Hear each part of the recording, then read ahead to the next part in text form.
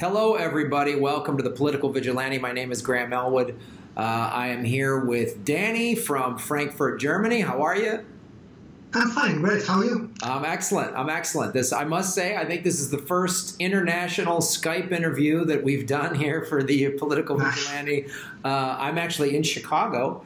I'm staying in downtown Chicago. There's actually this really nice La Quinta Inn, and they have a conference room attached to my which is cool. So we wanted to first of all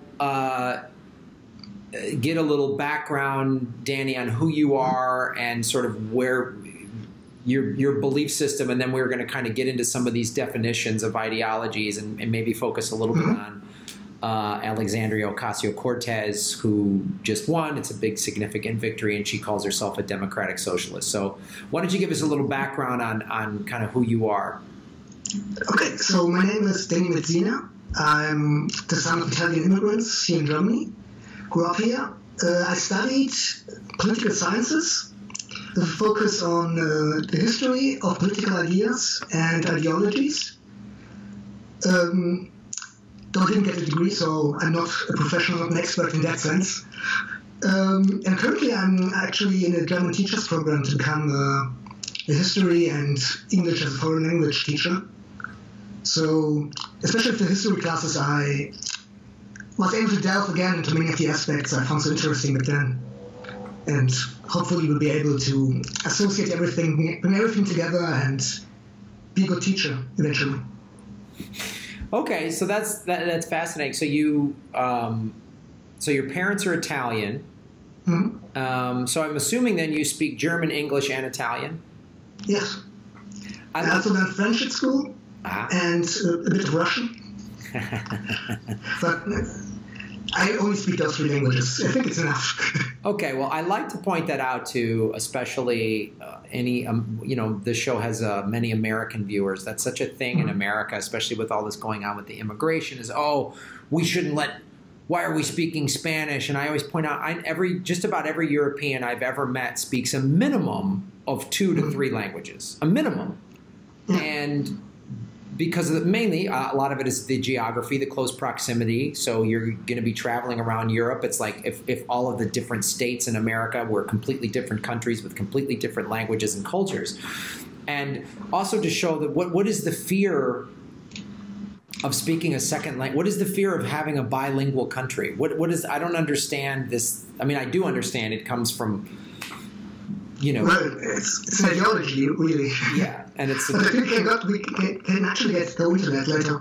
Yeah. I think in the roundtable discussion, because it is a very real fear of losing identity, I think, with some people. Because they associate so much that if you're an American, you only speak English. Everything else is un-American. And I think especially for people who haven't had contact with people from different countries for a different language, it's all so alien and strange and weird.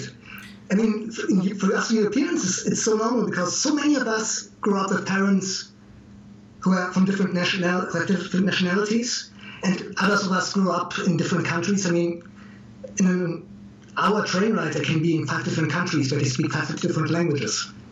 Yes. Yeah, I mean, that's a great... It's kind of amazing. It is, and I think the geography of it kind of lends itself at least to America because we share a border with a country. Only 4 of our states share a border with a country that speaks another language. So all of our northern border is Canada, which is English speaking. I mean, if you want to get into Montreal, there's some of them are diehard French speaking Canadians, right? But for the most part, there's only 4 states that even border a country with another language spoken. So, and most Americans, I forget the actual statistic, but some large number of Americans don't even have a passport. Yeah, that's crazy to me. They don't, they just, foreign travel is just like, so then when you've never had that experience of being in another country, I think it opens your eyes up, and nothing is in your language. The signs, and you're just like, you know, you're at a train station or something, and you're just like, you know, and having to get through and having to learn a handful of words. You know, if I were to be in Germany, I was in Frankfurt in 2004 en route to going to Afghanistan to entertain the United States military. Now, a lot of Germans speak English, but it was helpful that I remembered, you know, whatever, 10, 12 words, German words to say, you know, and to just even to say danke, you know, people appreciate that. Yes. And, you know, knowing and spending a lot of time I've spent a lot of time in Brazil, and I can kind of get by with Portuguese. It's very much, as my father calls it, he calls it train station language. Like I speak just noun verb, like where bathroom, me hungry, you know, that kind of stuff. The most important stuff, I mean. Yeah.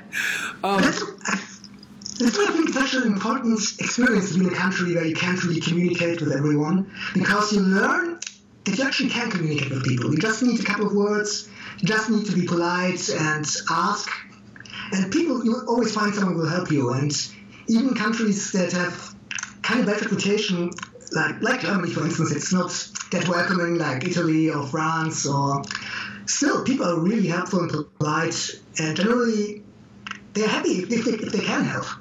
It's something you learn if you go to a different country, and I kind of strengthen that with the language.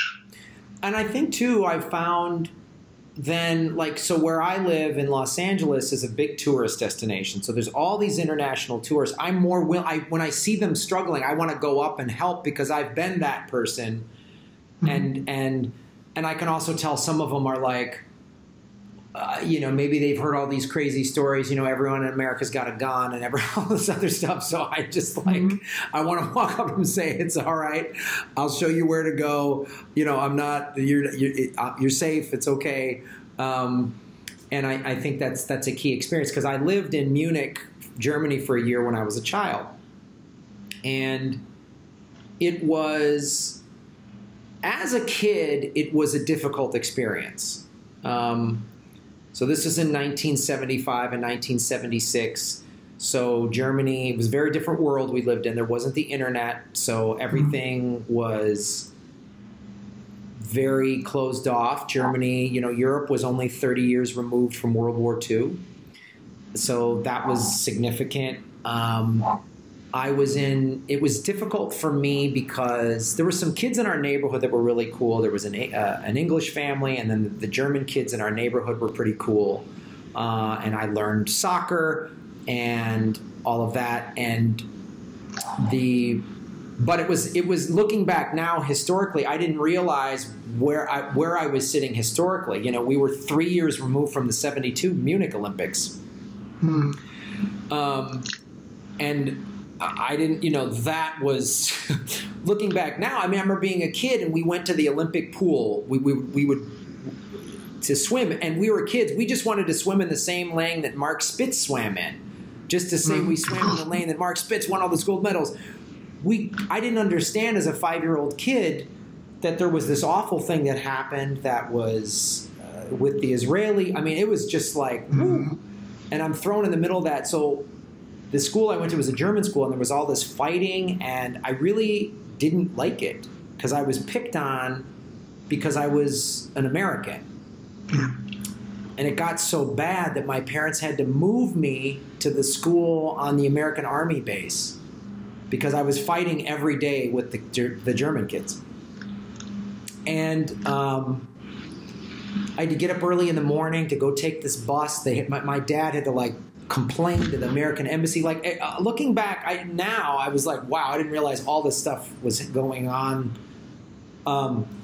So there were some very difficult things about it, but then culturally, we went to all these museums. My parents took me to Dachau, which I'm going to tell you, don't take a 5-year-old to a death camp. That'll scar them for the rest of their lives. That's just sort of my background history with German. My father, you know, has a PhD in German theater history. He's fluent in German. Some members of my family speak German. So like, it's great that you kept your tolerance. You could also have taken that experience and say, okay, non-Americans are just mean people. At least as far as I know you, you seem like a very open-minded, tolerant person. So you took the right. Well, thank you. Out of that. I mean, I've had plenty of days where I said I just don't like Germans, but then I would be reminded there was this family that we spent a lot of time with. They had this wonderful farm out in rural Germany, and they were really cool. And I think the experience as I got older taught me that just there are good people and there are bad people. I mean, there's no two ways about it. Certain cultures have pluses and minuses, and I think some of that just comes down to personal taste, just like food and music and dance and whatever. Just do you like those aspects of that culture? So it really taught me to keep an open mind, and it also showed me how awful war is. And enough of our respective histories. Let's talk about you wanted to discuss the definitions of things, and let's kind of focus it around the victory of Alexandria Ocasio-Cortez. She was endorsed by the Justice Democrats. She calls herself a democratic socialist. Now that she's won, of course she's coming under attack for being a socialist by the right and even some within the left. So how do you view that as a German, and these definitions, how do you view them as somebody that's grown up in Europe? Well, for us, social democracy is just a normal thing because most countries have had or are having right now a social democratic government. And basically, social democratic and democratic socialist, there is no really important difference between them. It's really a case of definition. Even social democratic doesn't really mean all that much in itself. It's mainly just an idea or a political term that is used. But generally we look at American politics in situations like this and think, that would maybe be centrist for us. And they are attacked for being an extreme lefty, a communist, socialist, every term that somehow can be weaponized, thrown at them. And so that's quite fascinating to us. I love hearing that, because as we were talking about in the beginning, part of I mean, it's labeled like sometimes Fortress America because of the geography, and then the second languages are bad and nobody travels, is Americans get caught in this thinking that the whole world operates like America.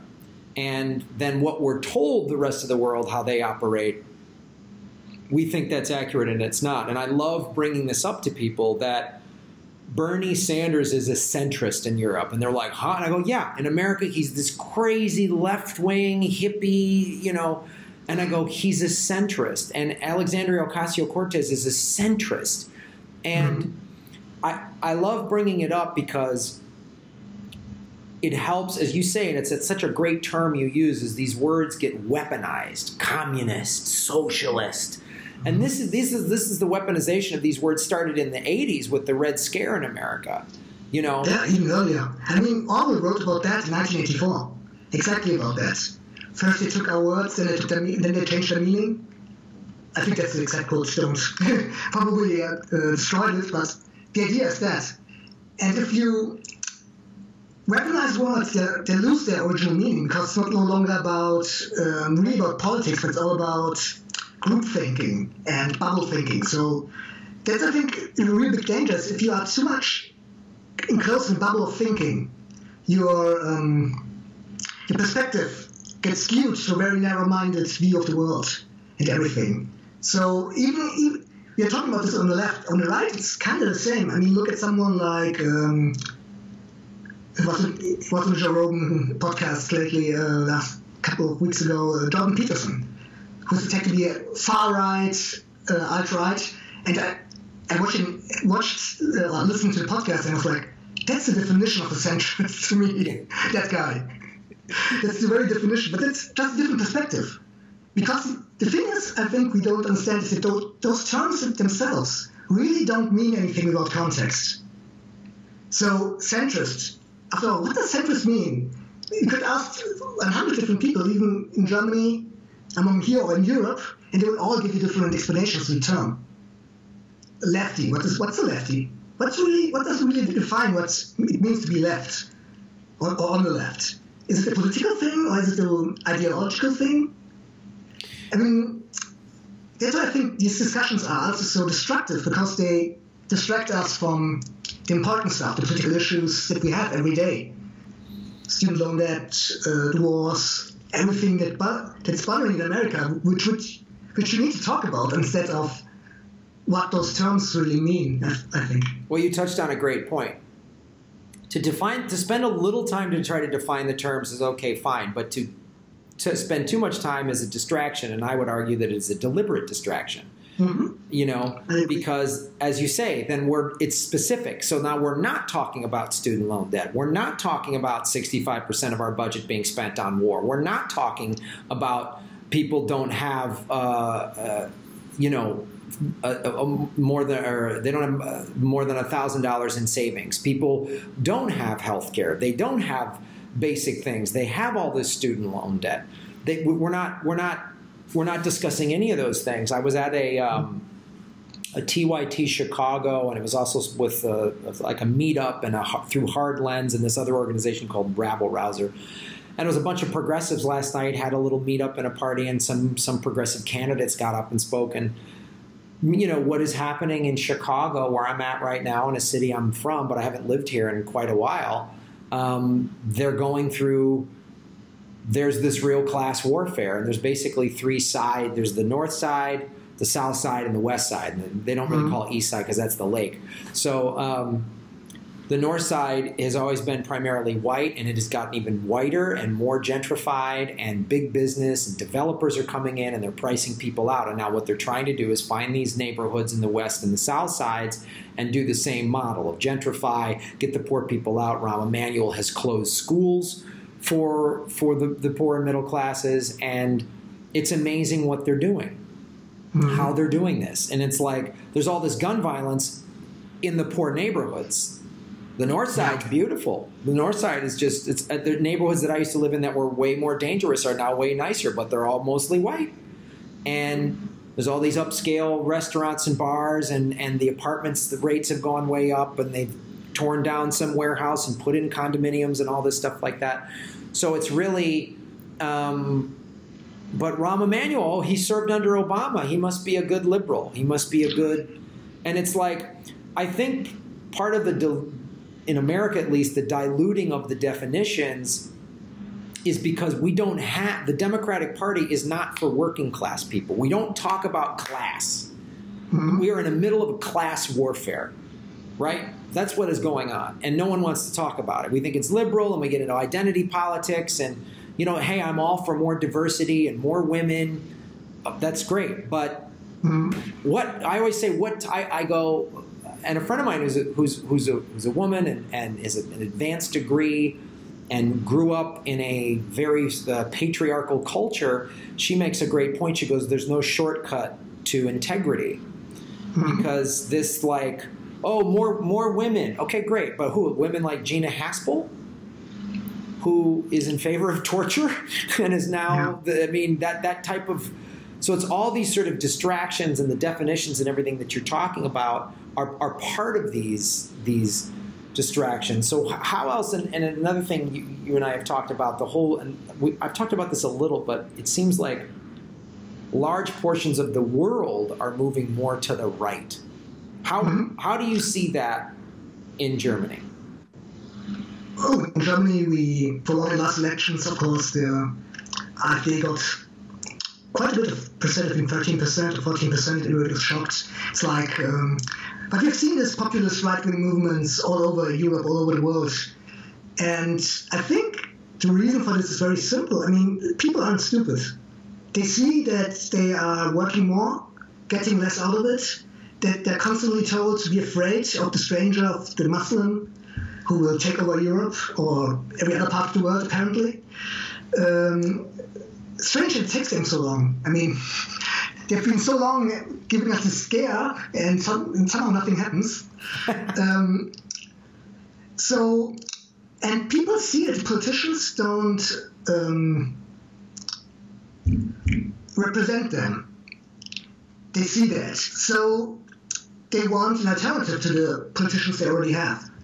And there's usually very few and very good ones on the left, because we can get into that later, but there are really successful ones on the right who will attach themselves to these primal fears, to over-alienation, to fear of losing even more. I mean, if you look at most of these voters, they are people who have lost something or are about to lose, or on the risk of losing something, and they promise, no, you won't lose something, we will take it from those who have even less than you. Because they know that they won't take it from those who are richer, because they are in power and they won't share. So at least they can feel safety for themselves and their families. I mean, usually it's very human emotions, even under right-wing voters. I mean, let's not talk about the extreme racists or fascists or anything, but the normal people.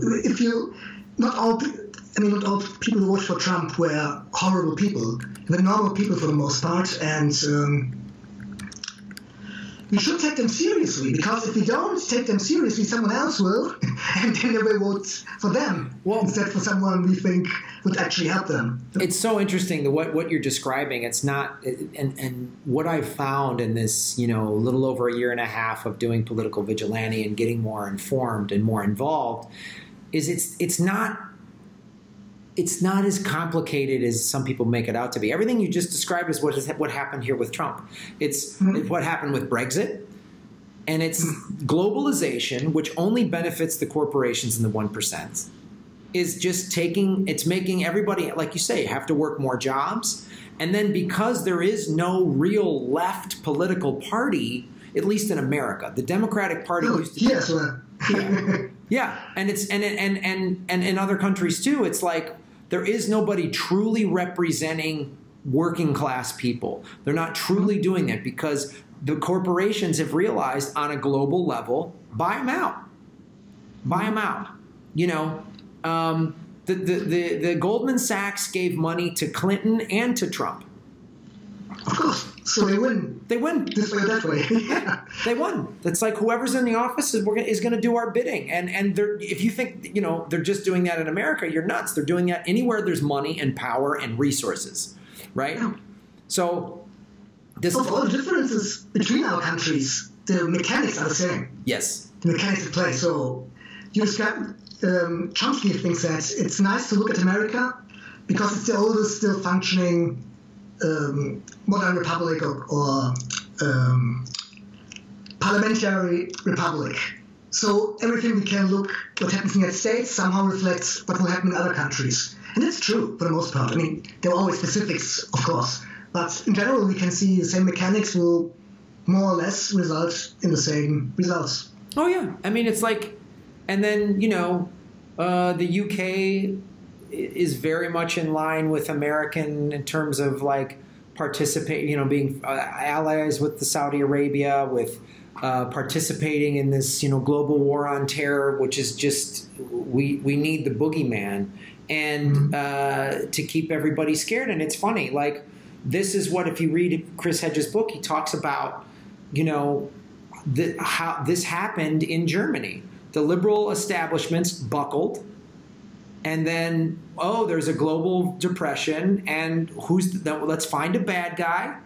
And they took something from you. Everything you just described, that happened in Germany. They did that. Did it happen a little bit? That was part of what happened in Yugoslavia. Boogeyman.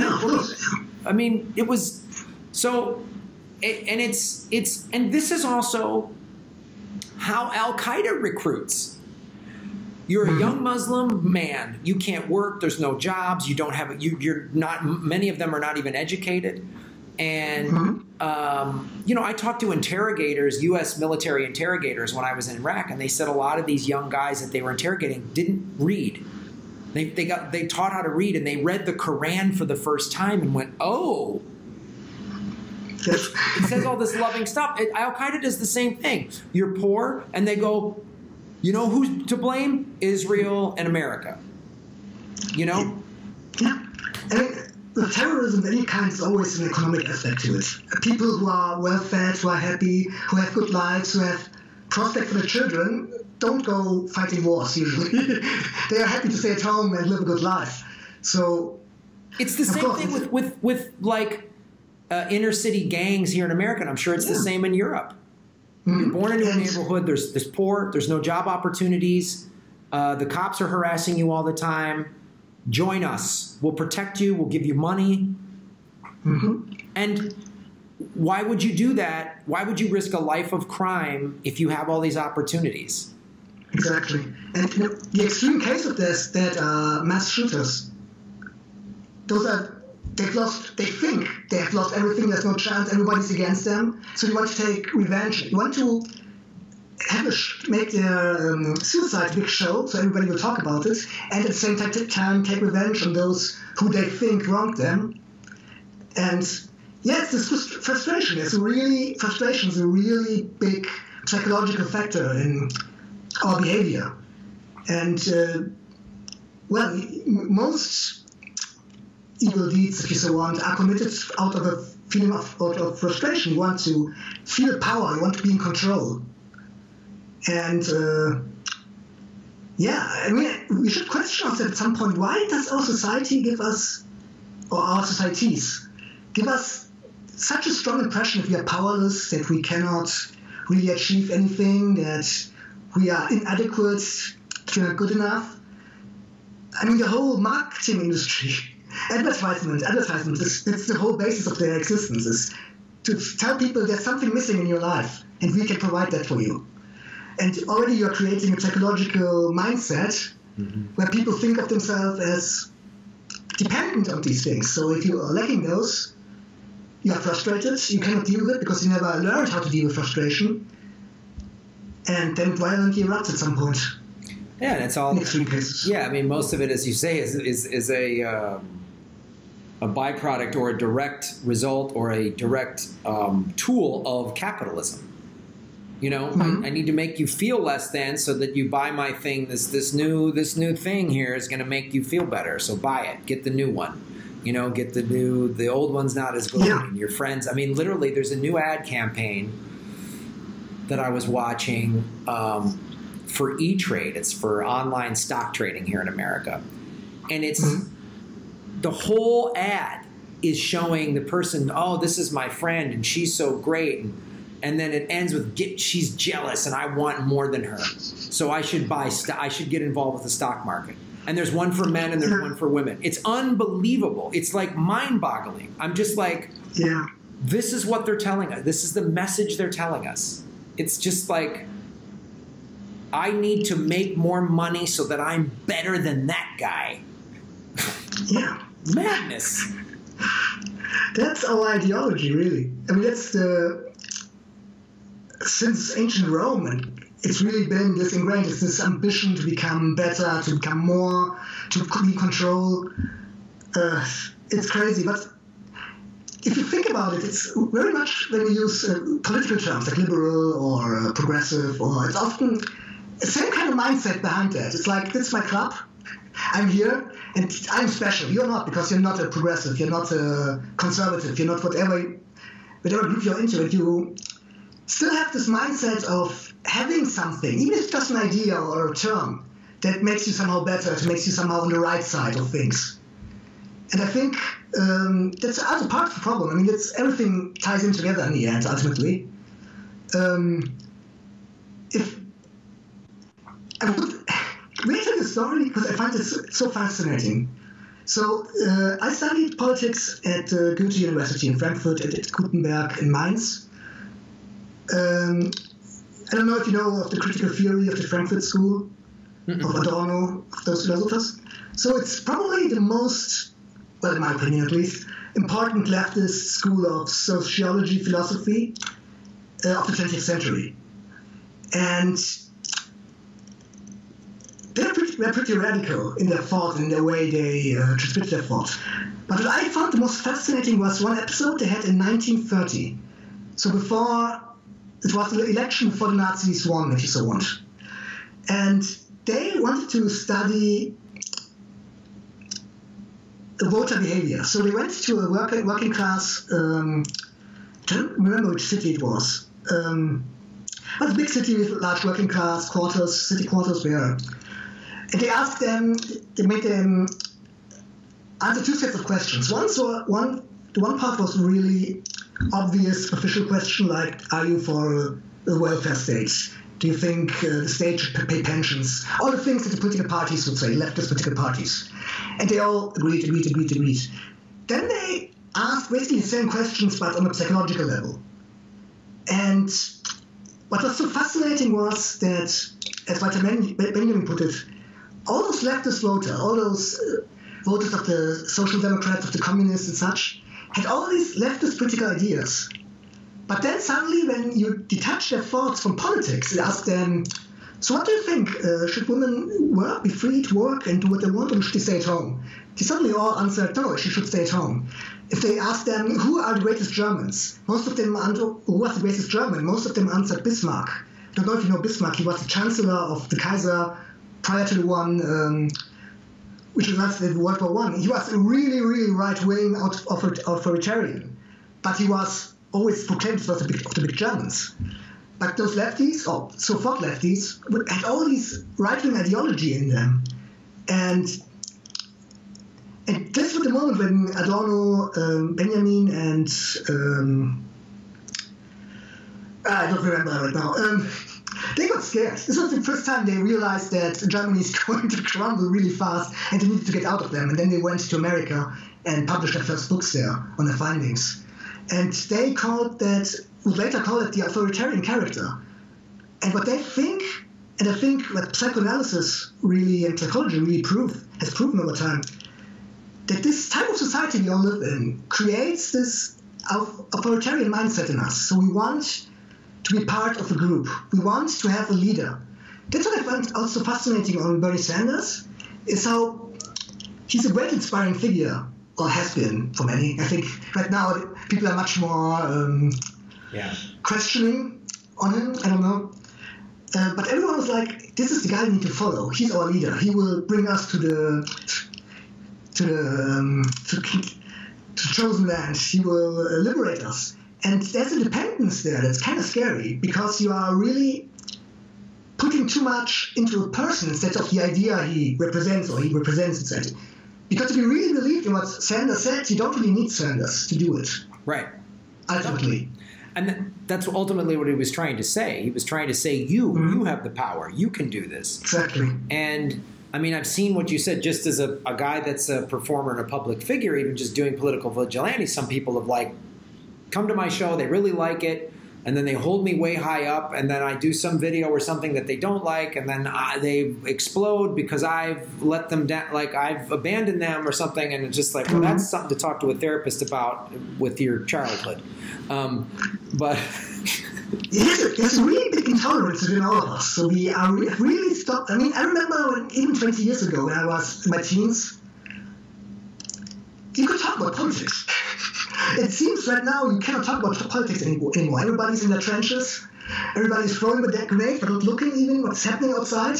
Yeah. And this is really scary, not healthy for a post-democratic society. You need to talk with each other. Yeah. You need to be able to see, oh, I like that guy. Even if I disagree with many of the things he says, I still agree with other things he says. That's fine. We're humans. We're all very different. Yeah, and it's okay to have a discussion or even a debate as long as it's healthy and respectful. It's okay. There's nothing wrong with saying, you know what? I appreciate what you had to say. I guess we just don't agree. There's nothing wrong with that. There's nothing wrong with that. And look, the three things we're always supposed to not talk about. Politics, because politics always results in fights. Religion, because everybody's so narrow-minded, atheists and theists, and it doesn't make any sense to talk about it. And sexuality, which is always awkward to talk about. But really, these are probably the three most important things we can talk about overall. And we should be able to talk about, because all of these liberate us, makes us more understanding of other people, can make us better people, ultimately, because we get a better grasp of what the diversity of humanity means. And it isn't really that scary. It's actually quite interesting. It should fill us with curiosity and not fear. Yeah. Well, that's an excellent point. So as we wrap up here, what would you like to I mean, that's a great sort of those three things are. We should talk about them more without judgment and be able to listen to someone and go, okay, I see where you're coming from. Like, and I might not agree with it or whatever, but yeah, we don't need to agree. I don't need to need to accept. Yeah, I don't need you to agree with me for me to be a surfer, Buddhist, vegetarian, hippie comedian. Yeah, I don't need you to like or care or want to do those. I don't care. I don't need you to like surfing for me to go do it. Yeah. Live and let live. I mean, that's ultimately the best thing to do. And take other people as opportunity to better yourself, to learn something. Even if you, I mean, I've had some of the most enlightening and best political discussions with people who consider themselves right-wing conservatives, which are kind of opposed to me, but really, those are constructive and very human discussion. And we found out that they actually aren't all that different, really, when it comes down to the important things in life. Mm-hmm. I think that's it. If I may just say one last thing that I think is important to understand. Yeah, go ahead. From my point of perspective. Yeah. Because we started this by saying that we're always discussing, or we always argue over definitions and what does this mean, what does that mean. I just want so people understand, if you really look at it from an historical perspective and really actually from scientific study, what does liberalism mean? What does conservatism mean? What does socialism mean? Liberalism really just means that you think that there should be political liberties or economic liberties. Nothing more than that. So you could interpret it the most right-wing way, the most left-wing way. Everything is possible under the tent of liberalism. What does socialism mean? Socialism mean, well, the answer is not in political liberties, but in social reforms. Not necessarily even social equality. I mean, look at the Soviet Union, it wasn't really socially equal. But it means nothing more than that. Again, you can have every interpretation of that. So, literally, for an actual argument, those terms just mean nothing. They mean whatever you want them to mean. So just either let's stop using them, or let's just use them as these general terms that they actually are, and not specific things that we can throw at each other, like the chimps. Well, Danny, I think that's a great point, man, and I really appreciate you, first of all, supporting the show, and also I appreciate your background and your history and giving a different perspective. That's one of the things I love about doing this show is I want to hear people's different points of view and different perspectives, and you growing up where you did and studying what you've studied, it really, I like stuff that opens up my mind and opens up the discussion of the viewer. So, if you enjoyed it, you could repeat it sometime. Yeah. I love it.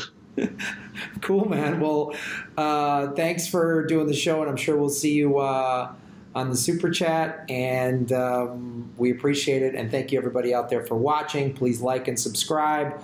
Go to check out my tour dates at grahamelwood.com and share these videos with everybody because we all need to open our eyes up a little bit.